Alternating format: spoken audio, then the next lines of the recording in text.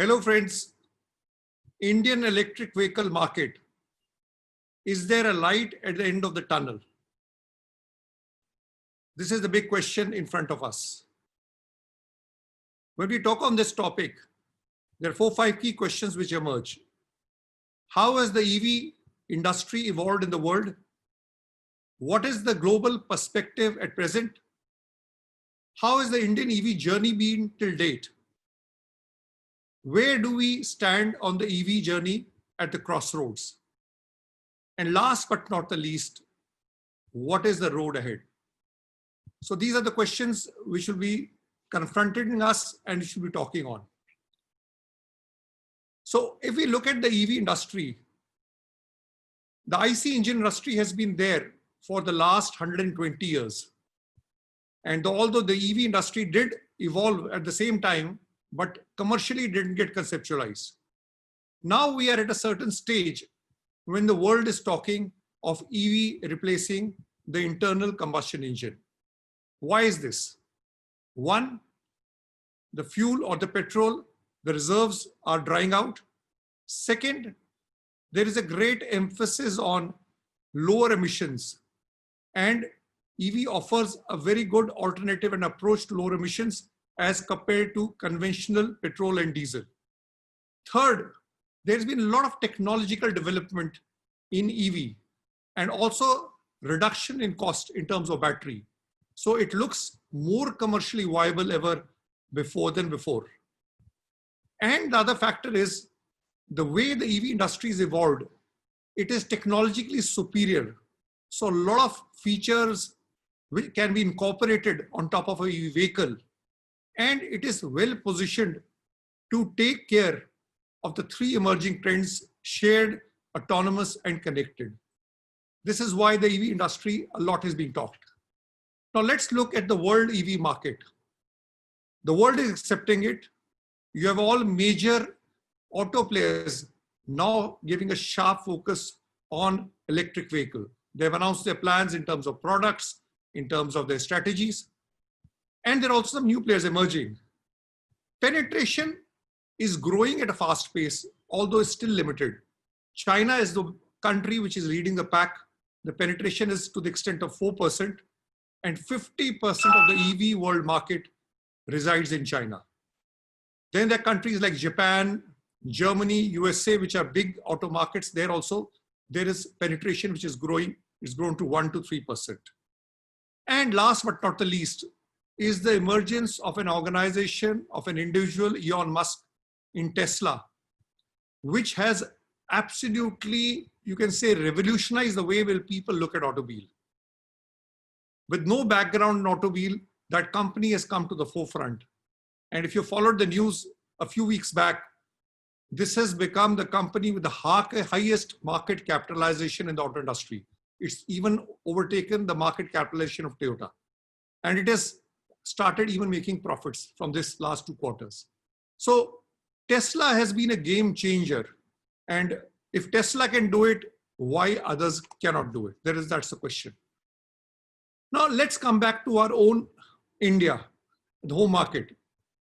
In 2013, there was a national electro mobility mission which was set up. And the whole idea was to have about 6 million electric vehicles on the road by 2020. So we are in 2020. We know that mission has not been achieved, but that was a good mission to start with. In 2015 was the FAME 1 which was launched. And the FAME is faster adoption of manufacturing of electric and hybrid vehicles. And this was launched in 2015. There was some focus on infrastructure, but a lot of focus on incentivizing electric vehicles. Ideally, this plan was for 2 years, from 2015 to 17, and there was a FAME 2 to come, but there was a lot of delays, a lot of discussions and dialogue. So this FAME 1, which was supposed to end in 2017, continued till 2019. So it had a 4-year period. Effectively, the government spent about 4,000 crores in FAME 1. And now I'll come to certain events which started unfolding in India.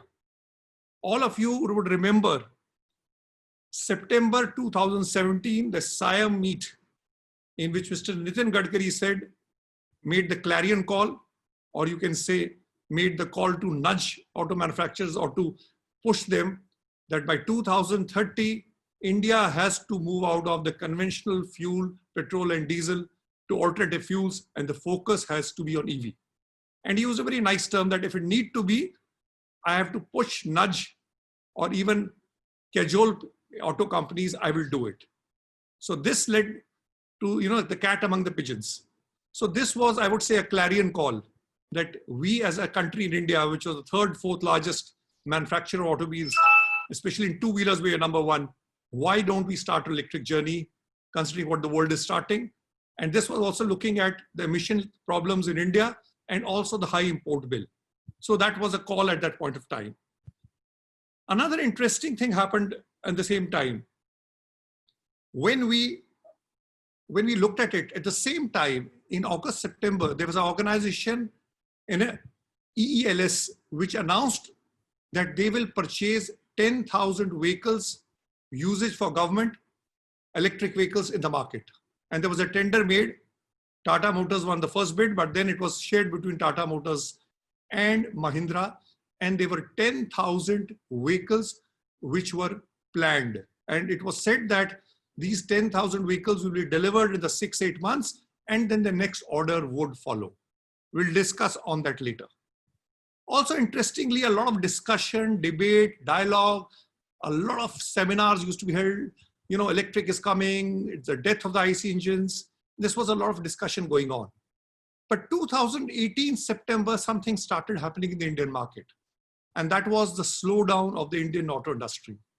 Now, whether the slowdown was because of the economic challenges or the rural purchasing, which at that point was dipped, or whether it was due to the emission norms, the cost was going up, or whether it was due to the safety norms, or whether it was due to the regulations of insurance. But the slowdown did start from the festival season of 2018. In the meantime, a lot of discussions are happening, and there was a lot of discussion between industry, various stakeholders, and the government, what should the FAME 2 look like. And the FAME 2 was launched in March 19, effectively to be made for March 2019 to March 2022.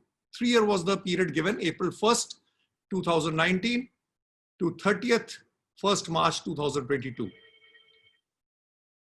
An interesting thing happened. In June 19, the Niti Aayog called the CEOs or the chairmen and MDs of the two largest two-wheeler and three-wheeler manufacturers, because there was a feeling that if India needs to have electrification of vehicles, the focus has to be on two-wheelers, three-wheelers, and said that by 2023, 100% vehicles have to be EV on three-wheelers, and by 2025, 100% of two-wheelers have to be EV. And they were asked to submit their plans within the next 14 days. Now, this submission of the plan is caused a lot of ruckus in the industry. Some people said, we are not prepared for it. Are we running head on into something? We don't have the infrastructure. We don't have the material. We'll get dependent like an East India company on China. And there was a lot of debate happening. And by the sidelines, you had the policy of FAME 2 continuing. The FAME 2 did start, we'll discuss on it. But then there was a very interesting observation by the Prime Minister in an interview. And I think there was a lot of issues being raised that India has gone on a long journey to develop the IC engines industry, and we have reached economies of scale. We become a global power in that sense. Should we disrupt it? And the Prime Minister made the statement, and this was, if my memory serves me right, was somewhere in 2019, September, when Prime Minister Modi said that EV, the two technologies, the present technology and the EV technology should exist side by side, which was clearly, that means a climb down. This strategy or the push that everything has to become EV, it slightly started slowing down. But let's look at the 2019 FAME 2 policy. The FAME 2 policy, which was launched from 1st April 2019, focused on three things. It focused on demand creation. Second, it focused on infrastructure, how to basically, which was more in terms of charging location. And third, in terms of phased manufacturing program. If you look at this policy, the budget earmarked was 10,000 crores, of which 8,500 crores was focused on demand creation, or I would say subsidy for purchase of vehicles, 1,000 crores for setting up infrastructure, which is more in terms of charging location. And if you look at the budget that was earmarked, the big push was to come in the year 2020-21. 50% of this was to be spent in the financial year in which we are. That was the budget earmarked. Now the number of vehicles they wanted to cover under this is clear. I mean, it was a good strategy document. If you look at the document, it covered various aspects with a lot of detailing, even in detailing in terms of how will you get the subsidy, what will happen, who will be eligible. So it was a very comprehensive document. And it covered number of vehicles to be covered. Two-wheeler was 10 lakhs in the 3-year period. We are talking of 2019, 2022. Three-wheelers was 5 lakhs. Four-wheeler passenger vehicles was 65,000. And buses were 7,000 vehicles. So that was the volume which was earmarked to be covered under subsidy in the 3 years of 2019 to 22. But I think there was a policy statement, a certain intent which was visible when the FAME 2 document came. It focused that in order that a vehicle has to get subsidy, it has to fulfill or conform to 5-6 key conditions. One was it should have a lithium ion battery instead of the lead acid battery, which there was a lot of feedback that it was very polluting. It was not, it was had more issues in terms of environment than a conventional vehicle. So lithium ion had to be an integral part of it. Second was there was a specification of range. The range varied between a 3-wheeler, a 2-wheeler and a car, but there's a range that they should have a minimum this amount of range. Third was a maximum speed which was earmarked, that this is the maximum speed which should have, because they didn't want vehicles which are low in range, low in speed, probably, you know, which are old technologies of China passed on, dumped to India. That was the thing. Fourth, there was an intent that India has to become a manufacturing hub. So right from day one, 50% of indigenization had to be there to qualify. That means whatever you produce, 50% of it will be indigenized. And I think it was practical because battery, starter motors, other things, there were challenges, so they had to import it. And then from the financial aspect, it limited it to the subsidy to 20% of the vehicle in 2- and 3-wheelers, 40% in trucks, and also gave a maximum capping price that only vehicles below that price will be eligible. So these were the broad contours as far as the FAME 2 policy is concerned. Now, what was the comments of the industry?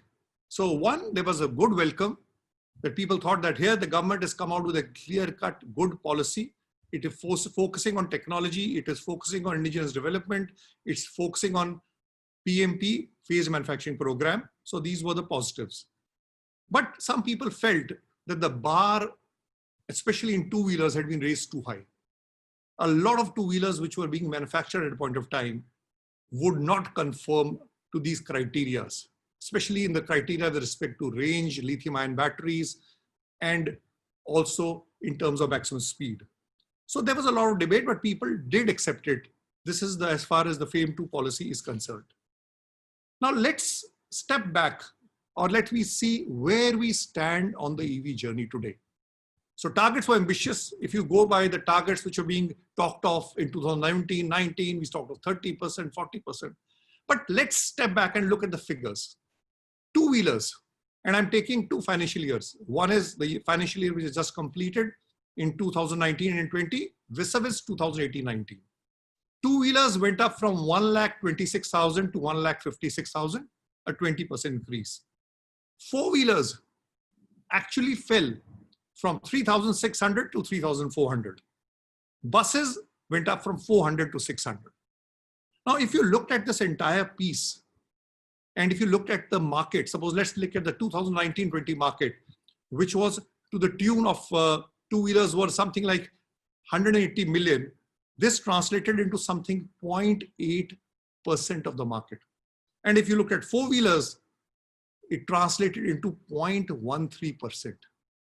Three-wheelers, we don't have the full figures, but that percentage was slightly much higher as far as is concerned. So we were talking of the tip of the iceberg.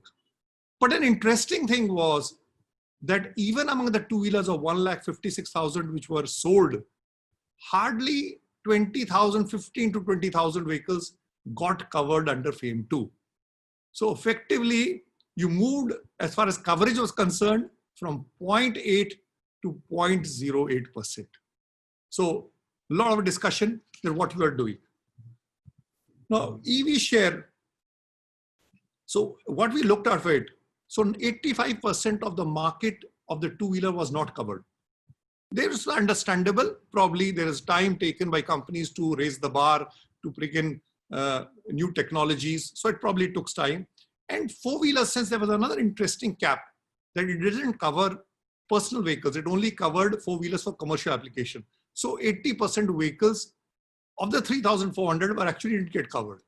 So if you look at the figure which was covered in 2019 and 20, it was minuscule. And if I step back, I'm taking the first week of August. There is a site of FAME 2 which specifies how many vehicles are covered up till now in FAME 2. And the figure which is flashing on the screen is, I think, 27, 28,000. So let's take, there's a gap of 4 weeks, so it will be 30, 31,000. So we are talking of, in the FAME 2, 10 lakhs two-wheelers, 5 lakh three-wheelers, 55,000 cars, so it's talking 15.5 lakhs. And what have we achieved? We have achieved 30,000 under the FAME 2 in 16 months. And when you take 16 months, it means 42% of the period is over. So if you're in a one-day match, 42% of your overs are over and you scored only 2% runs. Okay, you take the first 5-7 overs to settle down, to have a feel of the pitch. But the point which is coming is, we are lagging far, far behind. And the budget which is earmarked, I don't think it will be spent the way things are looking. So that's a question which we will discuss later. The second thing which is important is it emphasized that we will have about 2,600 fast charging independent locations. And there was a good 1,000 crore earmarked for it. Frankly, that data, what has been covered is very less. We don't have the exact data, but it's difficult to find. And there was one very interesting observation there in the FAME 2 policy, that in the big cities, on every 3 kilometers, there has to be an independent fast charging station, which definitely doesn't exist. So two things, as far as the FAME 2 is concerned, the intent is honorable, the direction is honorable, but if you take down the line, probably raise the bar too high, or the industry is not able to match to it, or the customer pull is not coming, somehow we are lagging far, far behind. And that's a question which we need to answer ourselves. Now let us look what is happening. A lot of people said 2018 also at Expo, EV is the future. 2020, the media went gaga that EV is the future. So there was a lot of focus on EV, a lot of companies displaying. But let's look in the four-wheeler front. Effectively today, you have 3 to 4 vehicles. There is one vehicle of Mahindra today, Varito. Then there is 2 vehicles launched by MG Motors and Hyundai. And there is a Tata Nexon. If you look at each of the companies, is doing volumes of double digits. So, there is, first of all, the more companies announce that they'll come. Very few companies have come. And what the volumes is nothing. So four-wheelers, if you ask me, the die has just not moved. The needle is still stuck in that zero range, I would say. There's a lot of intent, and I'm not saying there's a lot of capability, because there are a lot of MNCs who are world players who are having very aggressive EV plans in other countries. But somehow they're adopting a wait and watch policy. And that has to be seen. And then we had the unfortunate incident. There was one Indian company, large JSW, who wanted to come into manufacturer of four-wheel electric vehicles. After a few months, they shut shop. So four-wheelers, nothing. But having said that, the focus was definitely not four-wheelers. If you look at the policy, also the approach, and looking at Indian market, 84% of the market is between three-wheelers and two-wheelers. The focus was on that. Let's take a view of the two-wheeler. Obviously, the potential is very high. A lot of people say, if you talk to experts, they say the type of technology required for two-wheelers for electric vehicle is lighter, simpler, slightly less costly. And there were a lot of players are in the field. So you have few Indian companies who have started. There are a lot of auto as vendors who are part of it. There are new ventures like Ola is coming in. There are various people. So there is not a shortage in terms of number of players. But if you look at the volume of last year, which was 1,50,000-60,000, obviously with the 10 people fighting for the pie, what will be the size? So this is a very low volume. And as I said, 80 to 90% of this is beyond the purview of the FAME 2. So no critical mass is getting built. So is there a time for introspection? Four-wheelers, ideally one would expect it at least to do. And if this is going to be the level, it's a big, big challenge statement. Coming to three-wheelers. Experts tell me, and when I talk to industry, if there is, you can say, a certain sense of optimism, the maximum optimism is on three-wheeler. And this is for 2-3 reasons. Because one, the usage is much higher. Unlike a normal two-wheeler or a four-wheeler where the usage is between 600 to 900 kilometers a month, here, the usage is about 2,500 to 3,000 kilometers. There is fixed locations where they operate. So you can have a fixed way where from charging it can be done, or independent charging locations are also there. So there is more activity happening. But seeing here also, what I'm seeing is, we are seeing a lot of small players. Now they are importing kits from China or whichever country, but we don't see some big organized players entering in. Mahindra has come out with certain products, but not entering. When I was discussing two-wheelers, one thing which is very interesting, surprising or not surprising is that in all the two-wheeler players, the big two-wheeler players, which are the big two-wheeler companies, they haven't been very slightly aggressive. They have the intent, they have the technology, they have the financial muscle, they have the vendor base, but somehow they have not put their plans in practice. So four-wheelers is one thing, a lot of people announcing. Two-wheelers, the big players still wait and watch. And three-wheelers, a lot of players in the unorganized sector, but a lot of potential. So two-wheelers and three-wheelers where the focus of the government has to be as we go ahead. Talking of buses. Buses also have the advantage what you have of three-wheelers. The distance traveled is large. Clearly, there is a lot of usage, but they're high expensive buses. But the government had done a very interesting thing in terms of subsidy. They had capped it to 20,000 per kilowatt hour as against 10,000 for normal two-wheelers and four-wheelers. And they also had you can say the import content, the indigenous content could be 40%. Here also the Indian companies are there, but you saw a lot of, you can say foreign players. And when I say foreign players, more of Chinese players which are there. But I think the challenge here is that regarding the budget, where does the big budgets come from? Because state corporations buses have budget constraints. Although some of these companies have come out with innovative systems where they've got a subsidiary company or a tie-up with a company where the vehicles are given out and they are charged like a subscription model on the basis of usage per kilometer. It's working in certain state transport. There's a potential there. But then there's the China factor. The domination is of Chinese, although the Indian companies are also making. So this is the way, the things the way they stand. Look at components. See, components, most of the components in the EV auto industry, we are there, but there are certain components which are prerequisite to the EV: batteries, motors, controllers. They have to be imported, especially in battery, because battery cells just cannot be done in India. We don't have those, that lithium ion or something. It has to come from some other country. And then a very interesting development has happened because the dependence on components was from China. One, this issues on China, which is on the political front. So there is a lot of haziness. What will happen there? Should we continue with the policy? That's a topic we will discuss later, but that's a question which is startly being raised. So components, starter motors and controllers can be done in India, provided there are certain economies of scale or certain things. But in terms of battery, there is nothing. Then there was some big talk on investment on battery because battery is the soul of an electric vehicle. And there were one or two major announcements by large groups. They tied up with Japanese companies and other things. But if you look at these projects, between the pronouncement to the reality today, not really much has happened. So we've talked of what's happening at the OEM piece, what's happening at the component piece, and what is happening at the battery piece. Doesn't. Now, if you look at it from a customer perspective, and I'm not talking of personal customers for personal vehicles, I'm not talking of shared vehicles, the criteria would be different. For a customer, 4 R's are important. The first R is the right price, because EVs today still are priced about 40 to 50% higher than conventional IC engines. So that's the right price is the challenge. That is ways people are trying to address in terms of subsidy interest. We'll talk of it, but right price is important criteria.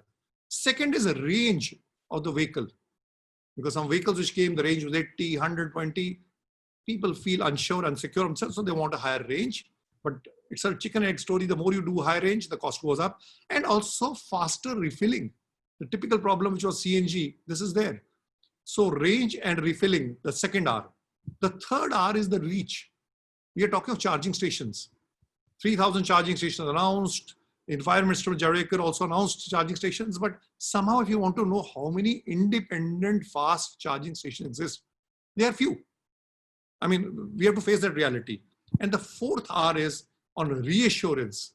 Because, hey, my vehicle, I'm trying something new. So there's always a fear. So reassurance and resale.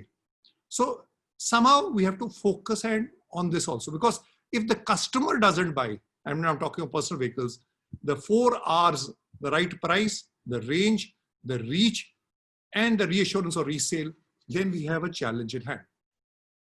Now let's shift gears and see what has happened in 2020-21. You know, a lot of people are saying that, okay, personal vehicles, no, but talking in terms of public transportation, maybe talking in terms of shared vehicles, talking in terms of last mile connectivity, electric makes phenomenal business sense. And there was a lot of activity, a lot of startups were also there.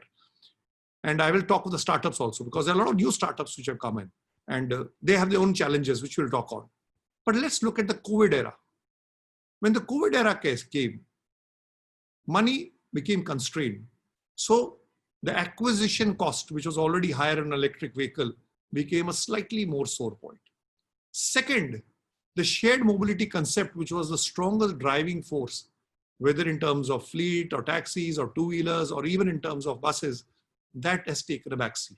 I'm not saying it's a permanent thing. It probably will do, but that's the way it presently is. Policy on imports, because there's a lot of dependence on imports, and especially from China. So there is a lot of haziness and clarity.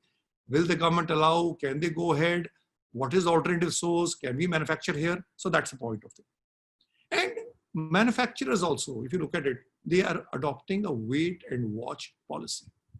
Now, if you have these things which are there, and then I was talking of startups.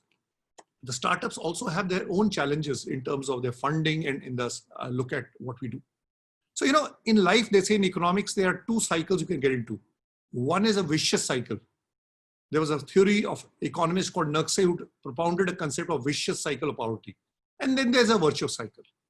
Somehow, the feeling, and that's not my feeling when I talk to various people informally, that we are more in a vicious cycle, but there's a level of confidence that it is possible to get out to the virtuous cycle. Because they say the time of EV will come. The challenge is, will it happen with time over the years, or can it be accelerated? Can it happen today?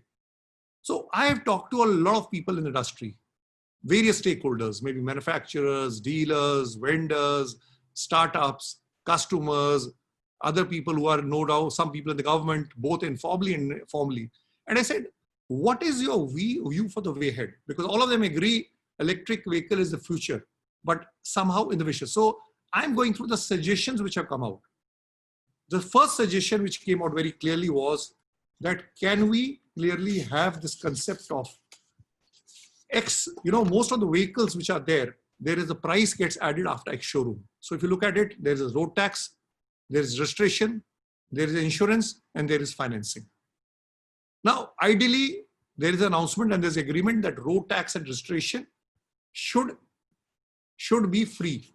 There is a certain charge. It varies between 6 to 8% for road tax registration. Some progressive governments have done it. It's not over the country, so you have to do it. The second very interesting thing is, if you got to get a commercial vehicle registered for commercial application, the process is more lengthy, more cumbersome, and it's a very different process as compared to personal vehicle getting cleared from the RTO.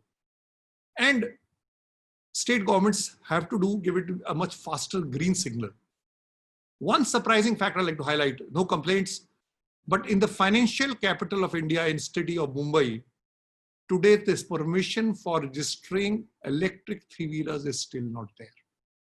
Now, so you need that alignment that road tax, the registration, and the ease of registration, and a green, you can say green channel has to exist for as far as is concerned. The other two elements are insurance and finance. Since the resale value is not established, so you have financiers, acquisition price is high, they are lowering the component of financing. Suppose you get 85% of the ex-showroom price or on-road price can be financed.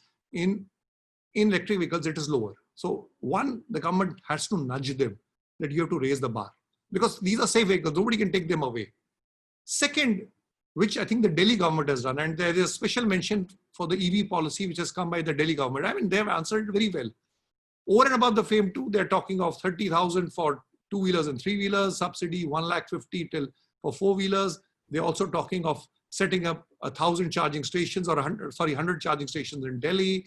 And they're also talking of a certain scrappage which they will contribute to people who scrap their old vehicle. So you need that.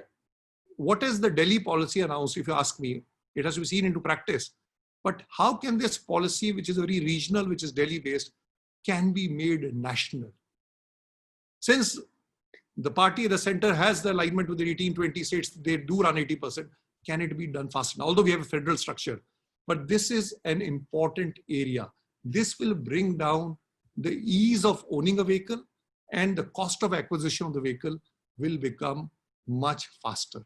So you are actually reducing the gap which is there. The other thing which is important is battery manufacturing. This is an important point. And they were gigabytes, Niti Aayog was talked on this, but are we getting this battery charging in place? And the companies have announced plans. Where are they? Is somebody monitoring them, tracking them? What are their challenges? Can we get, because battery charging or battery infrastructure is critical. Your fuel cells, your battery, which is there. Another point which a lot of people are talking, and this has been talking informally, some people do raise it very clearly, strongly, is that how do we ensure that the trade policy is consistent? Because whether we like it or not, China is the repository of electric vehicle components in the world. Now, if our dependence on China is there, and we have an import policy which discourages China, now there are two ways. One is that somehow you fast pace something that it can be done in India. Why can't starter motors or why can't battery management system done in India? Second is an approach. There are other countries also available. The price may be higher. They are Korea, they are Japan, they are Taiwan. So this is a place where government has a role to play. How these components which are critical to it, we have to have a policy that are we clear that are we going to import from China, continue irrespective of what the political or the economic other compulsions are there? Or if not, then are we having a backup approach, or are we having a focused approach focusing on other countries? Because Taiwan can fit in, Korea can fit in, China can fit in. We are talking for scrappage policy for a long time. I know the problem with scrappage policy introduction is there is a budget required. And somebody has to contribute for the kitty, whether it's a central government, a state government, or the manufacturer. Some of the numbers are so large. Can we start with electric vehicles? The numbers are so low that if we start with that, and there is a clear discussion, the Arvind Kejriwal government has also fixed up a small value on scrappage, and they ask the manufacturers so. So if there is something started on that point of view, so a replacement of vehicle can happen much faster. The other thing which is coming on startups, there are a lot of good startups which are there in the country, and a lot of, I would say, young people have led startups. But today there are two challenges. One is you can say the uncertainty on the trade part. The second part is their funding. Now we've talked of funding in this critical times in the COVID era, the SMEs and the MSMEs. Can we focus on these startups, the genuine startups, not by the fly-by-night operators who want to build it?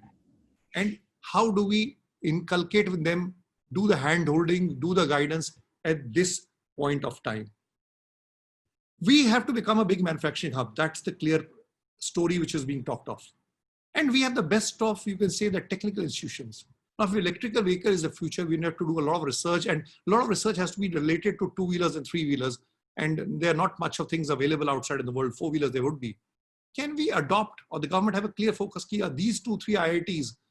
So there's an industry grant, there's a government grant, there's a grants which can be available abroad, and there are a lot of even the ex-students today, alumni, they can fund in.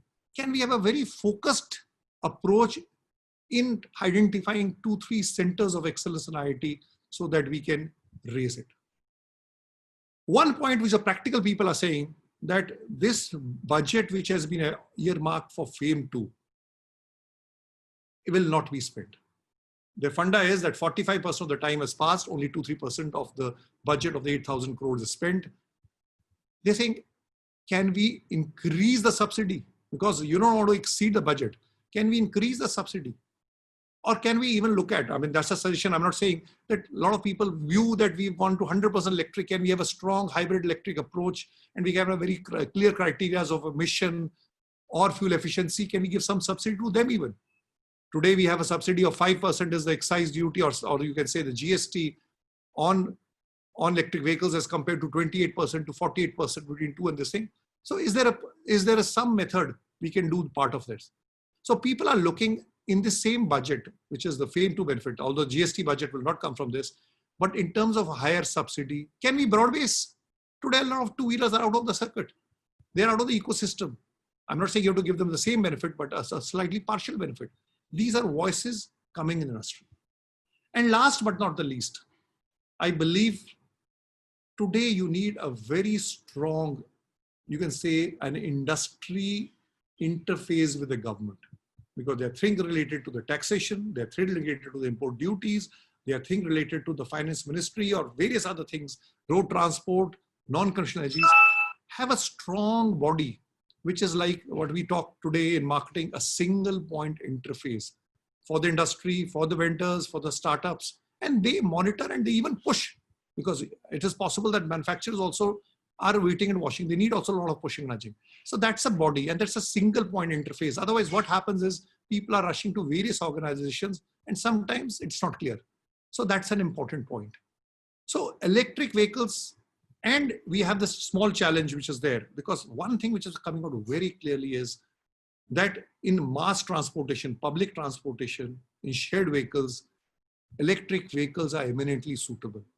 So COVID times, yes, there are challenges, but I think it's a temporary phenomena. We need to do hand-holding, but this has to be the focus. The two-wheelers in terms of simplicity, in terms of the volumes, and three-wheelers and trucks in terms of public transportation. So the way I see it is shared mobility, public transportation, last mile connectivity. So all these factors are being said, and all these are the supports which are being talked of. Now, somehow we need to align. I'm not saying all the supports have to be given, all the things have to be agreed, and there has to be a big dialogue, because somehow I find the voice of electric vehicles, the way it was being raised or the way it was being discussed in the media, it's somewhat going down. We need to raise the ante. I clearly believe electric vehicle can be a turning point for India, but there has to be a will, ability to cooperate, collaborate, co-create. And there, as I would like to say, Robert Frost's poem was, "The woods are lovely, dark and deep, but we have many promises to keep." And I'm sure we have a lot of promises to keep on the EV journey, but we have to make these promises, or our goals, objectives happen now. So history will judge us whether we make history or become part of history.